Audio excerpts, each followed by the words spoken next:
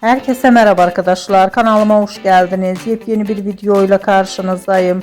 Arkadaşlar bugünkü videomuzda Türkiye'nin güzeller güzeli Ebru Şahin'den yepyeni görüntüler geldi. Ebru Şahin'in rengarenk görüntülerini sizler için YouTube kanalımda video halinde sunuyorum arkadaşlar. Umarım beğenirsiniz. Videomu beğendiyseniz kanalımı izlemeyi ve bildirim butonuna basmayı unutmayın. Şimdilik benden bu kadar olsun. Yeni videomuzda görüşmek üzere. Hoşça kalın.